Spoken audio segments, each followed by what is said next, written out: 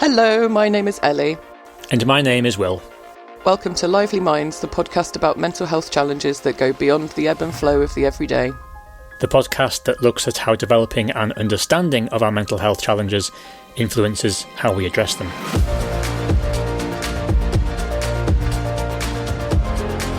So in today's episode, Will and I are talking about art and mental health with the wonderful Doll.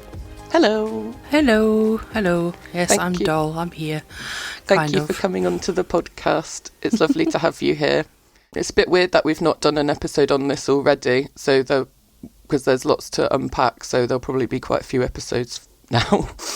But first of all, if you would like to introduce yourself to our lovely listeners. Yeah, sure. So I'm Doll. I am a I don't really describe myself as a queer disabled artist, but it feels like a lot of labels that. I'm just me. I'm a ball of weirdness.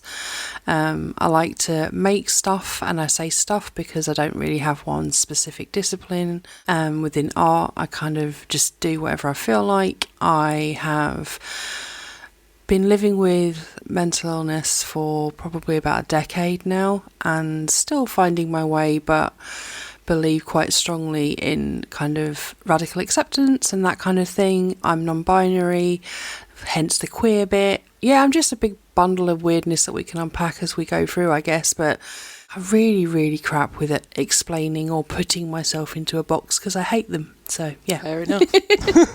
So, because you do a lot of activism and work in the mental health, I was going to say arena. It's not a wrestling match, in the mental health sort of area. I wish it was. There's a lot of people I'd like to give the people's elbow. Yeah.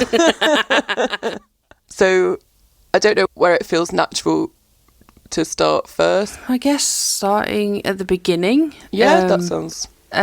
So I originally came up to the north of England back in 2010 after some pretty awful stuff happened, and that led to me having quite a severe breakdown.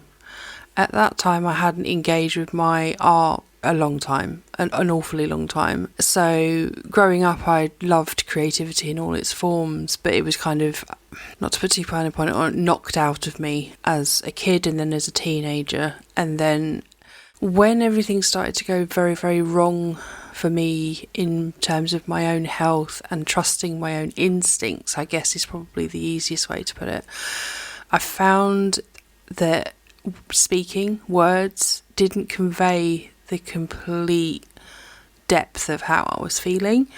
And so that's when I ended up coming back to art, because it felt like it was giving so many more words to what I couldn't voice. And I realised that I'd really been denying a huge part of myself. So identity, advocacy, all those things have just become like massive themes within not only my life but my artwork. So again, this idea of being able to give voice to some of the darker moments that I don't want to pathologise or analyse or intellectualise, because I'm very prone to doing that.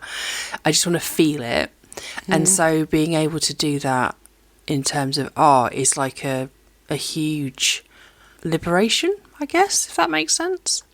So yeah, that's kind of where it all came from. One of the first things you said was about communicating the things in a visual way that you couldn't, that were like words just weren't enough. Was that sort of communicating back to yourself, or were you wanting to show to people that I can't explain what is happening, but look at this? It was a bit of both. It started off being me trying to articulate how I was struggling to those around me. So it definitely started off like that. And then very quickly it became me having conversations with myself. So very quickly it became a way of tackling some of the more complex elements of my, what I now know as mental illness, but very much about trying to talk to and understand the inner me that was feeling so unheard and hurt and needed to be comforted, I guess. And on my journey, I've realised actually what a huge part of that, and in some ways still is grief. I think in the mental health space, we don't acknowledge the role of grief anywhere near as much as we should do. I think there's a very linear approach to grief, which is someone has passed and therefore you have a certain amount of time where you do a lot of crying and then it's all good and we can celebrate and move on. My issue has been for the longest time, how do you grieve someone that's still alive or that never existed? And so I grieve for the person that I wanted to be and can no longer be, and I grieve for the people in my life that are still alive that I have nothing to do with, that cause me the harm. So that a lot of the conversations end up being quite heavily impacted by that kind of grief. That's fascinating. And I think we need to unpack that. But before we do, would you mind just taking us through some examples of your artistic practice and some of the projects that you've done? Yeah, sure. So in terms of art, my main vehicle, I guess, my main mode of expression is definitely journals, sketchbooks and doodling. Very instinctive, a mix of the visual and the written, but the focus isn't on the written word. So although I talk about not being able to articulate, as I start to sketch and doodle, often words will present themselves to me that feel important. And so there's always an element of typography or font to what I do. Sometimes that can be found objects, so I do a lot of instinctive kind of small scale sculpture with found objects, so like doctor's letters and case notes and stuff like that intrigue me. The idea of taking someone else's words about me and turning them into something that feels mine is quite empowering to me. So I have lots and lots and lots and lots of sketchbooks. I always tend to be drawn to doodling portraiture, but not traditional portraiture, more the idea of the face in motion or emotion. So I've done quite a few, let's say, figure work drawings of people caught mid-scream, or I've actually done a series of portraits of women mid-orgasm. Oh, I've not seen that. Yeah, so it interests me, the idea of capturing emotion on the face, mainly because, and I've been told this many times over my life, although I might stay quiet, my face tells the story of how I'm feeling, and I can't hide that. So that has its own challenges. In terms of the other things creatively, rather than just with the linear idea of art, I do an awful lot of crochet, and I will quite openly talk about how crochet saved my life, because it did.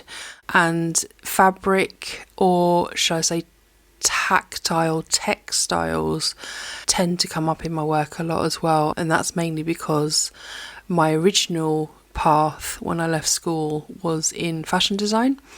I'm actually trained in corsetry, and that's the idea of like pattern cutting, and corsetry again has this idea of gender and you know, yeah, so I'm a bit of a weird smorgasbord of different ideas, and for every one that I say, I've got about 20 million floating around in my head. It's a very noisy place to live sometimes. So yeah. You said that crochet saved your life, and it'd be nice to hear about how crochet did that, but also just for the listeners who can't see you at the moment, Doll's got these amazing tattoos on their hands that say, one hand says warp and the other says weft. Weft, yeah. I have warp and weft on my hands, and I've wanted that for a very long time, and I've actually only fairly recently, I guess like a year ago, had that done. And the reason being is, so to give a bit of context, so all fabric is made up of two main strands. So you have the warp, which runs north to south, and the weft, which runs east to west, is the easiest way to kind of say it. And all fabric, everything that you are wearing or sat on that is made up of some kind of fabric, has that structure. And for me, life is made up of lots and lots of strands. For me, life is made up of lots of strands, and they all interconnect to make this one cloth, and then you get to choose how to manipulate or translate that, and sometimes it's comfort, sometimes it's armour. And so having warp and weft on my hand is a reminder that I'm the one that gets to choose how that cloth is used or interpreted. And so it's kind of an ongoing thing. And then around the edges are like a run-in stitch and pins, so it's meant to look like almost like applique. And a lot of my tattoos, so I have quite a lot of tattoos for people who can't see me. I think maybe 14 at last count, with more planned.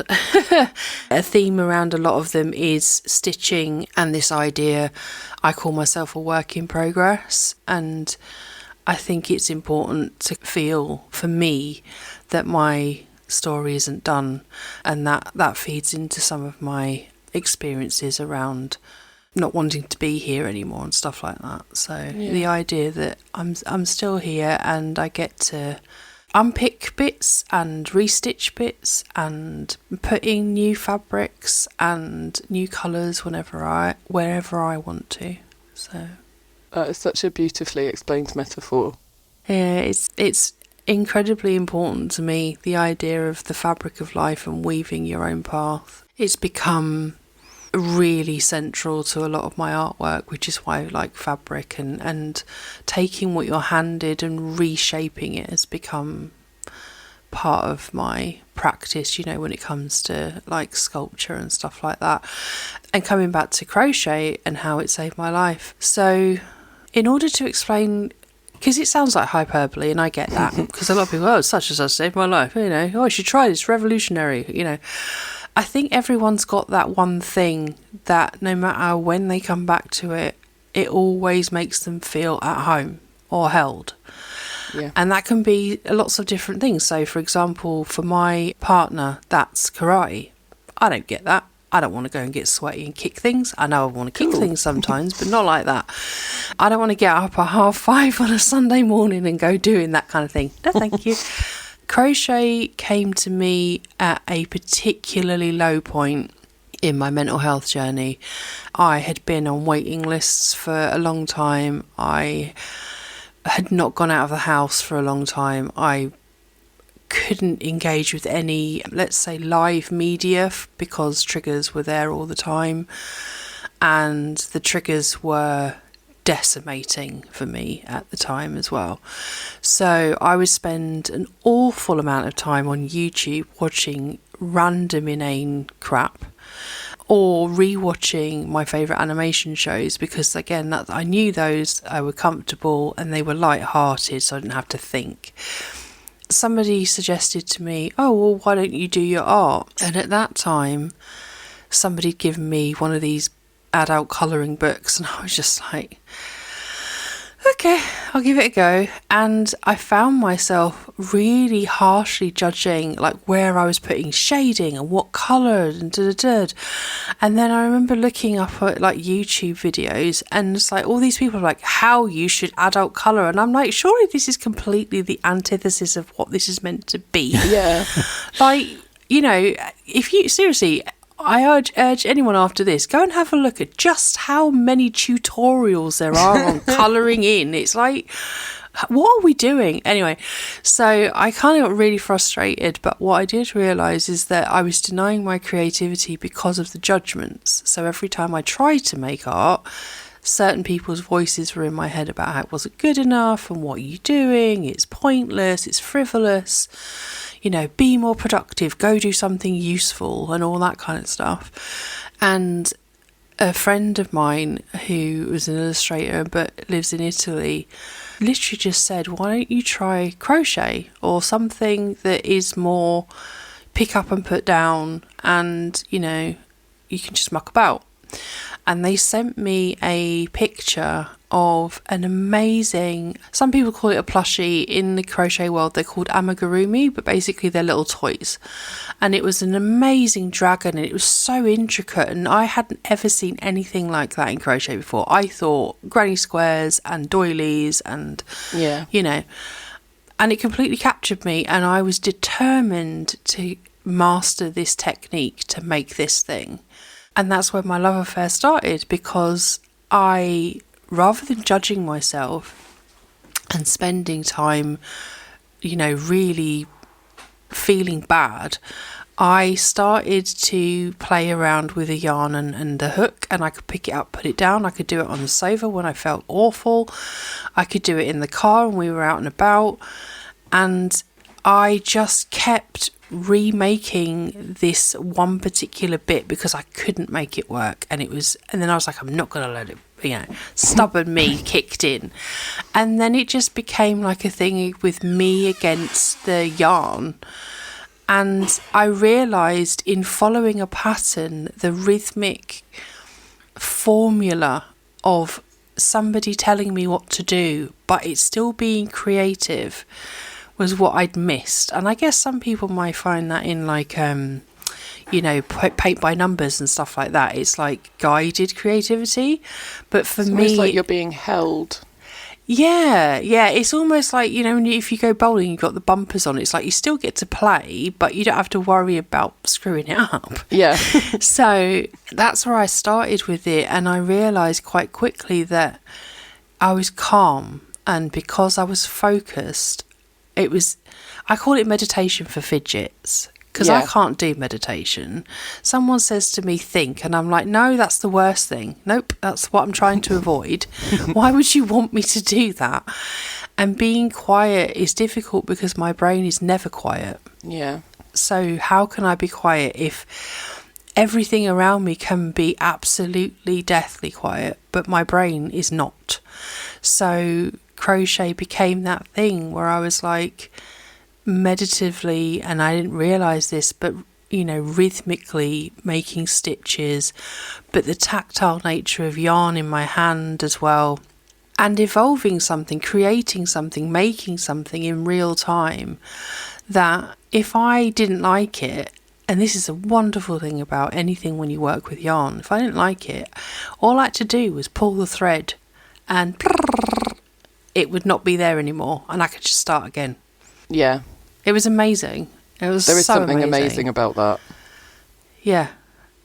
It was just, and it's affordable, because crochet hooks are a couple of quid, and you can get yarn in most pound shops, and it's fine to work with, to play with.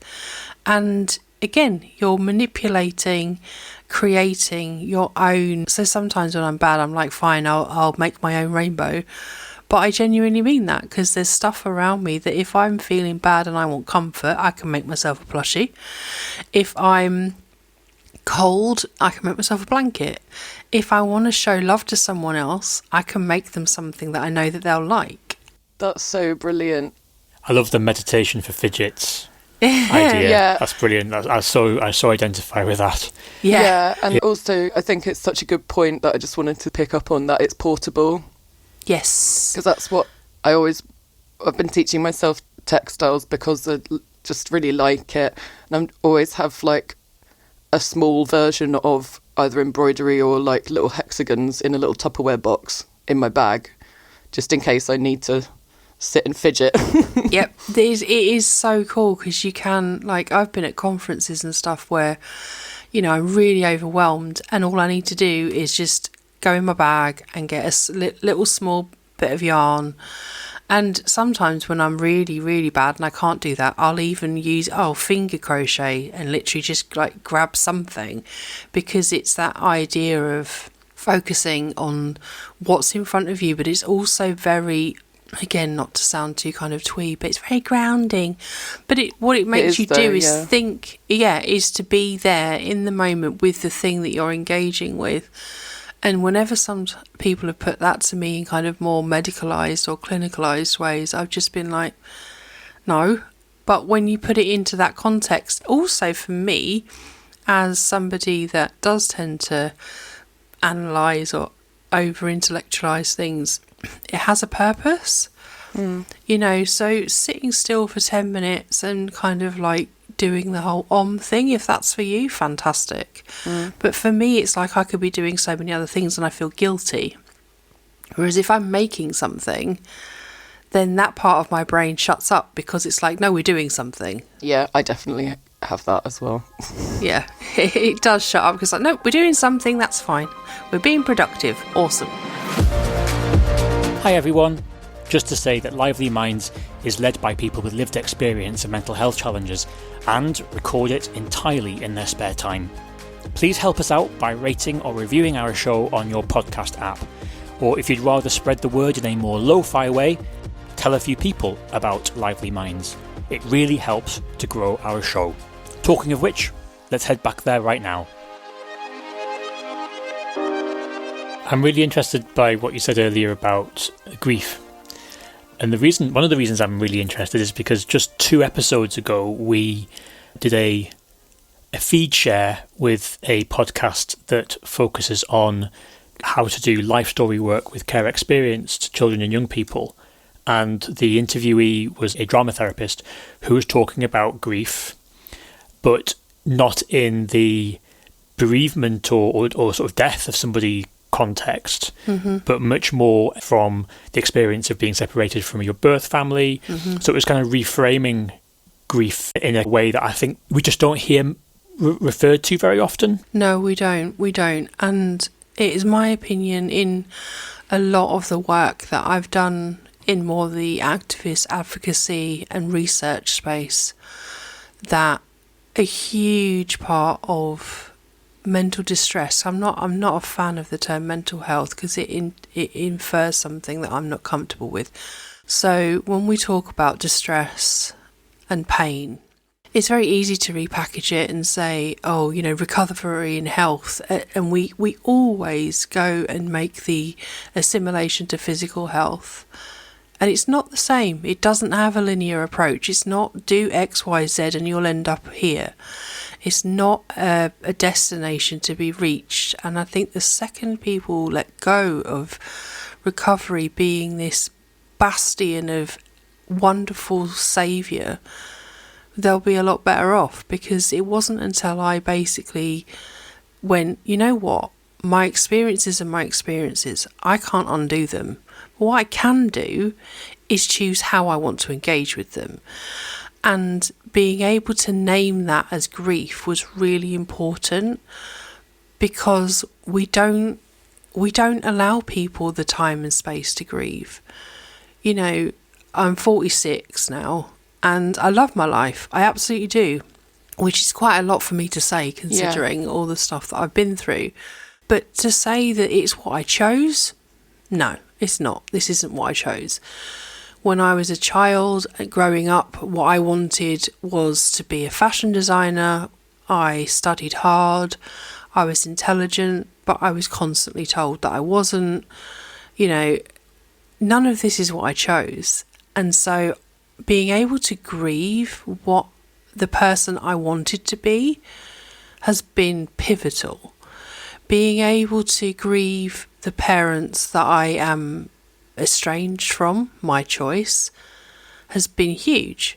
They're still here, but there will be a point in my life when they won't be here and I won't know. That's hard. Living in a world where we have this tribal cultural approach to family that is like, blood is thicker than water, but again, that saying is much wider than that one line, and it's actually been misinterpreted hugely. It keeps us in situations and families that are not good for us because of the fact that we're supposed to.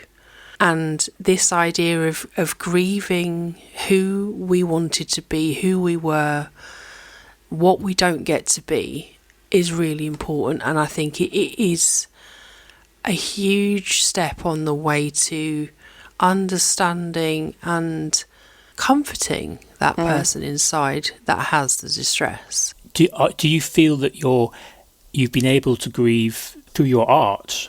And if so, has that helped? I've definitely been able to grieve through my art, because what it's done is it's given me points to refer back to.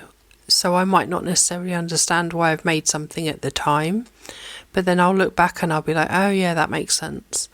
So there's a lot of stuff that I have gone through and understood through the lens of art that maybe my brain just couldn't access in the more, oh, I need help for X, Y, Z.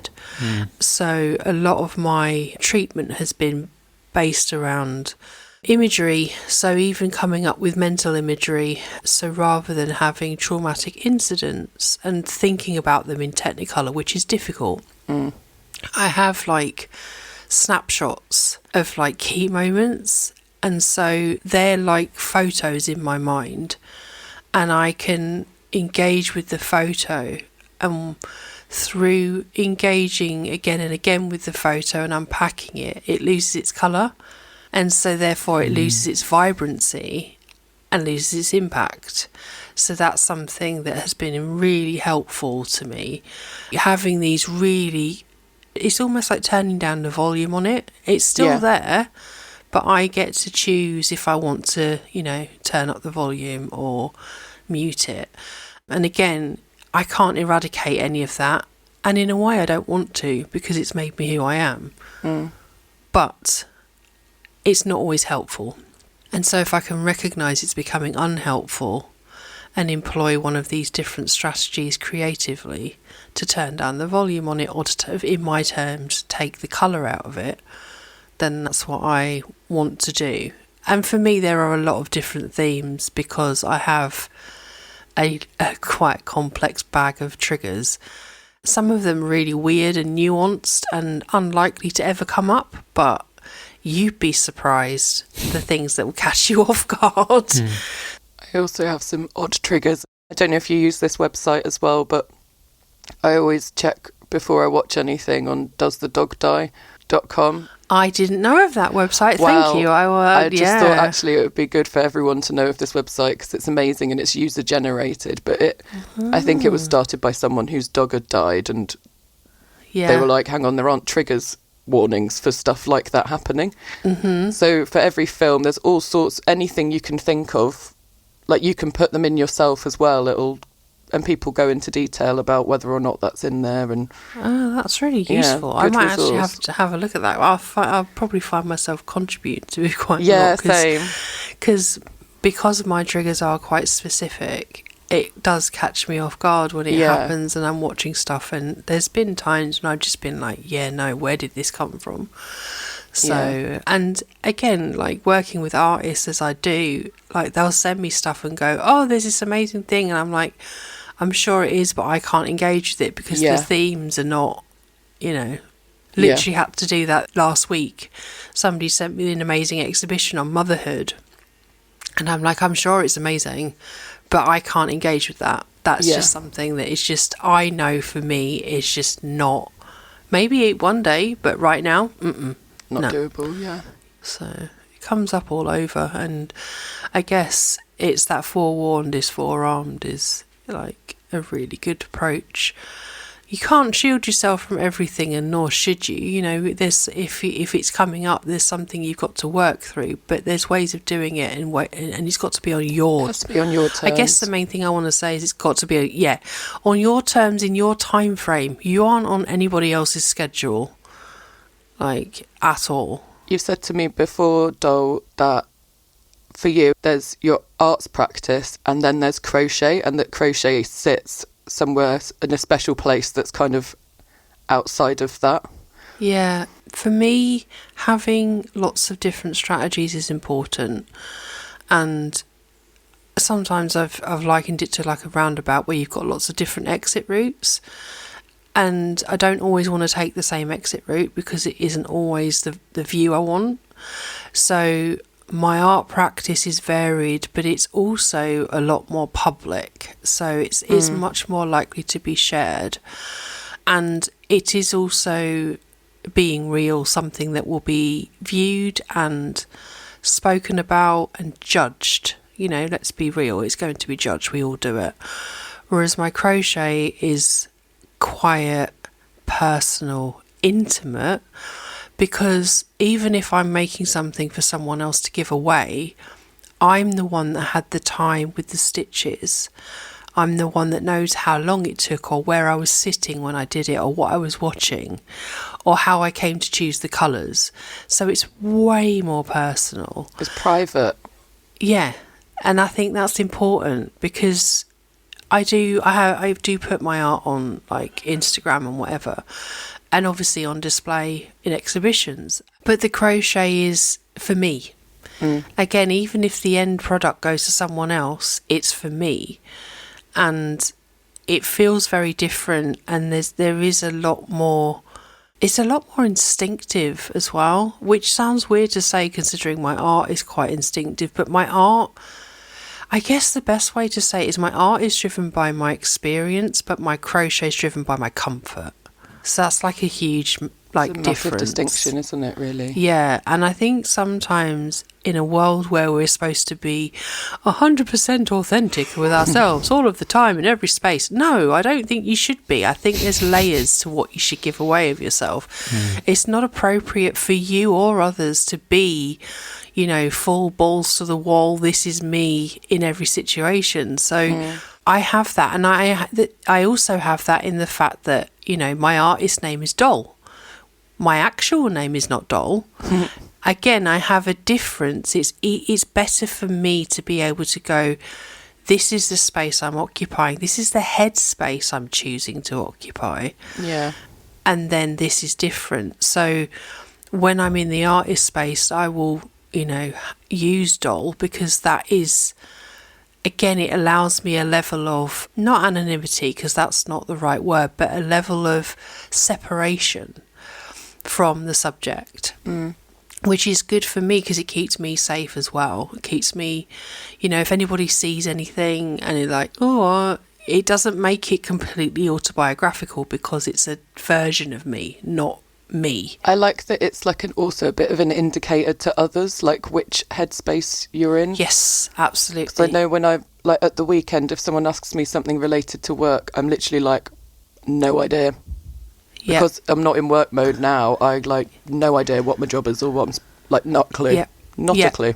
Exactly. But And then I think, once I've got the head on, then it's like all there. yeah. And I think again, it's really important that we do that we aren't performing monkeys. We're not all seeing, all dancing. We're not we shouldn't. People talk about boundaries so much, and it's like, for me, boundaries isn't the word, it's access. People don't get to have access to you whenever they feel like it. Because you can know a boundary, but still sidestep it through the lens of access. So you can know that someone finishes work at 5 o'clock and not email them because you won't get a response. But in this day and age, people go, oh, I'll send you a WhatsApp at 5:30. There's a difference. Again, it's about, you don't have to be on for everyone all the time. No. And that really came up for me when I started to get more into the kind of activist advocacy research space, because people engage with that output at different times, and I might be into a different mode, but someone has just seen it and they'll be like, oh, and I'm really enthused, and that's lovely. But if I'm not in that headspace today, exactly, and then it's navigating that and being quite strong in your own safety, because it's as important as other people's. Thank you so much, Doll. It's been amazing, and there is definitely more to come if Doll would like to come back for anything else. If you'll have me, yeah. Absolutely. Thank you so much. Yeah. Would you like us to direct people to your website or Instagram or anything in particular? I mean, if people want to come and find my work, they can have a look on Instagram, which is /doll with a bun. I do have a website which is Creating Conversations, but it's all linked, and I have a gallery on Outside In as well. But Instagram's where I'm most active in terms of crochet and art. We'll be sure to put those links in the show notes as well. And we'll put a link to doesthedogdie.com as well.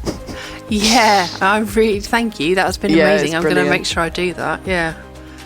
Thank you for listening. As always, you can find us on social media at Lively Minds Pod. Make sure you subscribe to Lively Minds wherever you get your podcasts, and tune in again next month for another episode. Please note that this show does not constitute medical advice and is not a replacement for seeking professional help. You can find signposting to support on our new website, livelymindspod.com. Take care and bye for now. Bye.